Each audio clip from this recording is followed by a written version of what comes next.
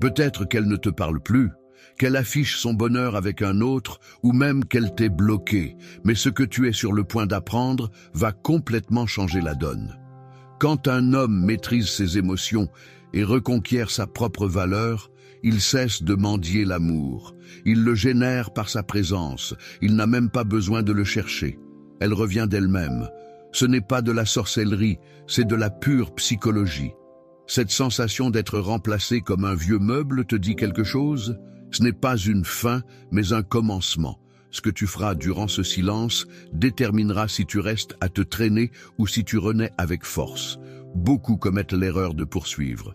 Ils envoient des messages désespérés, supplient pour des explications, s'abaissent et à chaque tentative, leur valeur s'effondre, comme s'ils essayaient d'éteindre un incendie avec plus d'essence émotionnelle.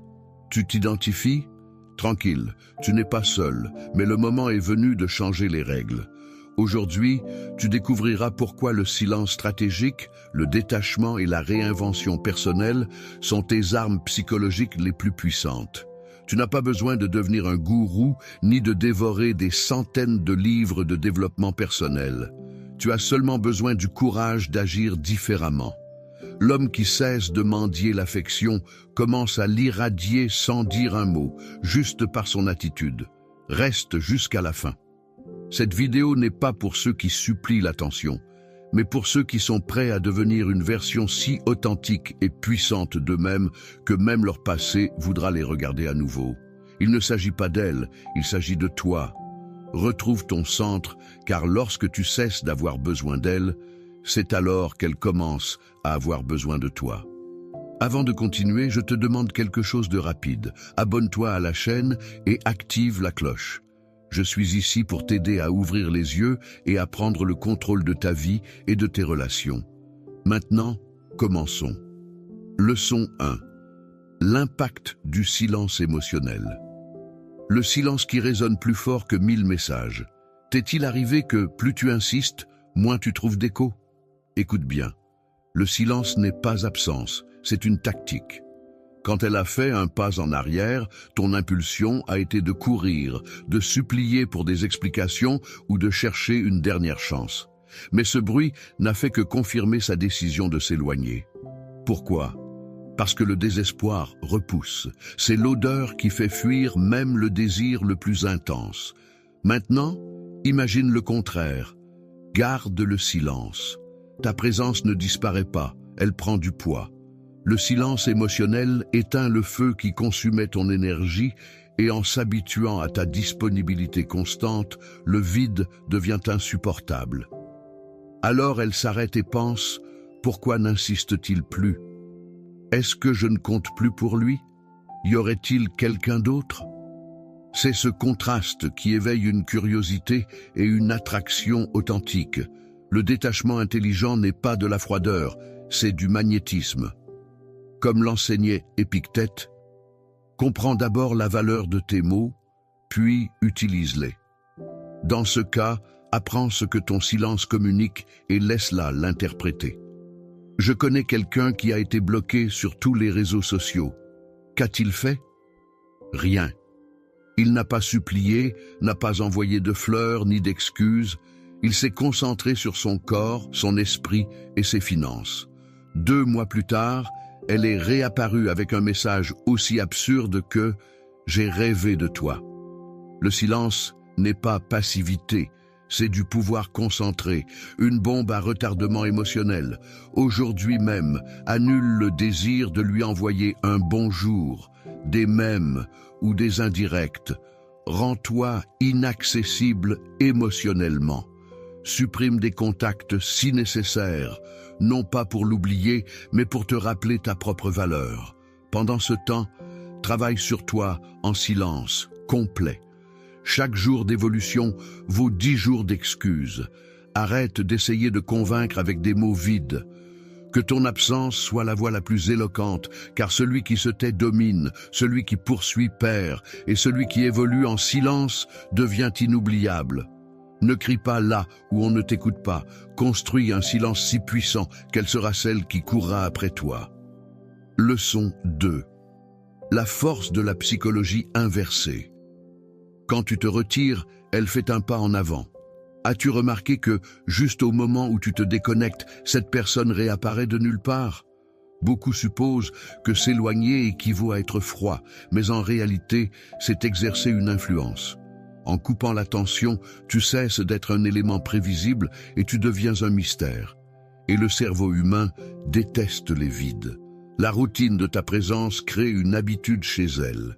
En l'interrompant, elle sent qu'elle a perdu quelque chose d'essentiel, même si elle ne comprend pas exactement quoi.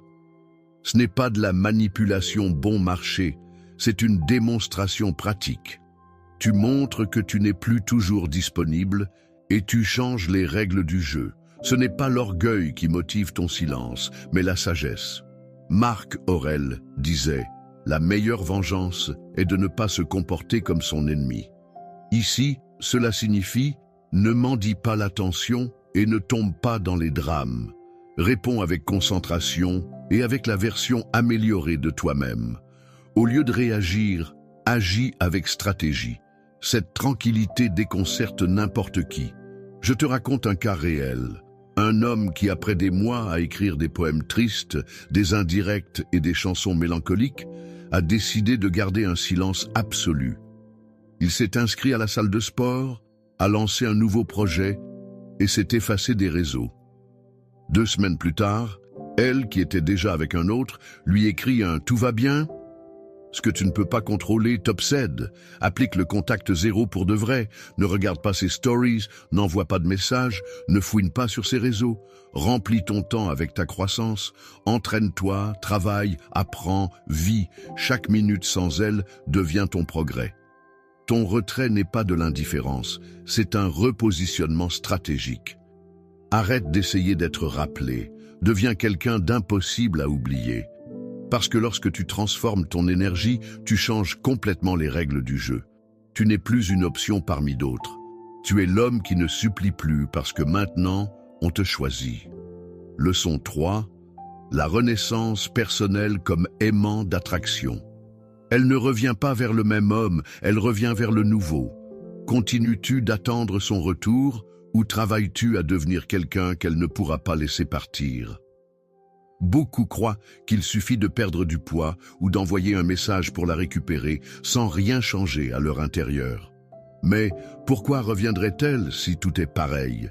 Elle est partie parce que quelque chose n'allait pas, ta confiance, ton énergie, ton essence. La renaissance personnelle n'est pas une ruse pour la séduire, mais une nécessité pour toi-même. Si tu restes dépendant, peu sûr de toi ou stagnant, tout geste semblera un acte de désespoir. En revanche, en te reconstruisant à partir de la douleur, sans hâte mais avec détermination, tu te transformes en quelqu'un de complètement différent et cette évolution, elle l'aperçoit même si elle n'est pas en contact avec toi. La vibration ne voyage pas par WhatsApp, elle se sent dans ta présence. C'est comme regarder une maison en ruine et, des mois plus tard, découvrir au même endroit un gratte-ciel de luxe. Tu ne peux pas t'empêcher de rester bouche bée. Sénèque disait « Tant que tu vis, continue d'apprendre à vivre ». C'est cela, la renaissance. Reconnaître qu'il n'est jamais tard pour sculpter ta meilleure version et comprendre que la souffrance ne te détruit pas, elle t'enseigne.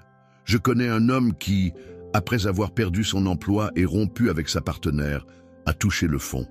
Au lieu de baisser les bras, il a transformé son corps, étudié une nouvelle discipline et lancé son propre projet. 1 an plus tard, elle est revenue. Sais-tu ce qu'il a fait? Il l'a remerciée, car sans cette rupture, il ne se serait jamais réveillé. Elle est revenue chercher l'homme qu'elle croyait connaître, mais a trouvé quelqu'un de plus fort, avec des objectifs clairs et inarrêtables. Ta tâche d'aujourd'hui, écris une liste des domaines que tu souhaites améliorer, santé, mentalité, habitudes, objectifs, et travaille dessus chaque jour. Fais-le pour toi, pas pour elle. Quand tu deviens inaccessible, on te cherche. Et si elle décide de revenir, ce sera parce qu'elle t'admire vraiment. Arrête de mendier des opportunités, construis une vie si puissante que ce sera elle qui devra te la supplier. Parce que celui qui se transforme ne mendie pas. Celui qui se transforme enseigne par son exemple. Si tu es encore là et que la vidéo te semble intéressante, s'il te plaît, j'aime. Leçon 4. La force de la rareté émotionnelle. Ce qui est rare devient désirable. Il existe une règle infaillible. Ce qui est toujours à notre portée perd de sa valeur. Cela arrive avec l'argent, avec le temps et avec les personnes. Si tu réponds toujours instantanément, envoies des messages et montres une disponibilité totale, ta présence devient une routine et est considérée comme acquise. En revanche, lorsque tu interromps ce flux et que tu deviens émotionnellement rare, quelque chose change dans son esprit. Elle se demande « Que s'est-il passé ?» Elle se demande si tu ne tiens plus à elle. Elle ressent ce vide si intense qui éveille sa curiosité et son désir. Cette sensation est plus puissante que n'importe quelle déclaration d'amour. Tu cesses d'être sa sécurité et tu deviens une énigme. C'est comme le pain quotidien que personne n'apprécie jusqu'à ce qu'il disparaisse, ou la plante qui se fane quand on cesse de l'arroser. Sénèque nous le rappelle. Nous ne valorisons ce que nous avons que lorsque nous le perdons. Mais le véritable stoïcien n'agit pas pour gagner la reconnaissance, mais pour rester ferme dans son objectif. Sa présence irradie la force, son absence, un écho puissant. Je connais quelqu'un qui est passé d'une disponibilité constante à se concentrer sur l'entraînement, les voyages et sa croissance, sans prononcer une seule indirecte. Il n'a ni bloqué ni supplié. Il a simplement cessé de répondre instantanément. Au bout de quelques semaines, elle est revenue, déconcertée, cherchant des explications, mais il n'était plus au même endroit émotionnellement. Ta mission d'aujourd'hui, limite ta disponibilité pour de vrai. Il ne s'agit pas d'un jeu d'ego, mais de te consacrer à construire ta propre vie. Si elle veut de tes nouvelles, qu'elle fasse l'effort de te trouver. Être émotionnellement rare n'est pas être cruel, c'est être sage. Pendant que tous poursuivent, toi, tu avances d'un pas ferme vers ton centre. Et ça, mon ami, non seulement ça se remarque, mais ça se désire. Leçon 5. Le piège du contact constant et l'aimant du silence. Ce qu'elle ne sait pas de toi la rend folle de curiosité et le silence vaut plus que 1000 messages. Après une rupture, beaucoup tombent dans la tentation de rester toujours présent. Messages, appels, comment vas-tu ? Ils pensent que, s'ils ne la lâchent pas, elle remarquera leur valeur. Erreur. Cela ne fait que la maintenir dans son confort. Ce qui est garanti est sous-évalué. Le véritable aimant est le silence absolu. Il ne s'agit pas de bloquer par colère ni de répondre avec froideur, mais de disparaître émotionnellement. Quand tu n'es pas là, l'imagination féminine entre en action. Est-il avec quelqu'un de nouveau? M'a-t-il déjà oublié? Pourquoi n'apparaît-il pas? Ce vide l'obsède, comme une série qui cesse soudainement d'être diffusée. Le spectateur désespère et crée des théories. Tu deviens son énigme. Épictète disait « N'explique pas ta philosophie, vis-la. Applique cela à l'éloignement. N'annonce pas ton retrait. Vis à distance sans chercher de permission ni donner d'explication. Le silence s'impose de lui-même. J'en connais un qui, après avoir été bloqué par elle, n'a pas envoyé un seul message. Il s'est concentré sur sa croissance personnelle et, des mois plus tard, elle l'a contacté depuis un autre compte juste pour savoir comment il allait. Ce n'était pas une coïncidence, c'était le pouvoir de ne pas être disponible. Ce que l'on ne peut pas avoir est désiré avec plus de force. Alors, transforme ton absence en énigme. Chaque jour de silence doit être accompagné de ton propre progrès. Travail, études, projet. Lorsque tu réapparaîtras, si tu décides de le faire, sois un homme différent. Celui qui est toujours disponible devient ordinaire. Celui qui disparaît avec un but génère l'intrigue. Et de l'intrigue naît le désir. Si tu continues à parler sans arrêt, tu ne laisses pas d'espace pour que tu lui manques.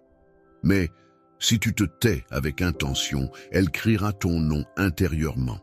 Agis comme quelqu'un d'irremplaçable, car lorsque tu cesses d'avoir besoin d'elle, tu commences à récupérer ton pouvoir réel. Si tu es arrivé jusqu'ici, c'est que tu en as déjà marre de supplier l'affection.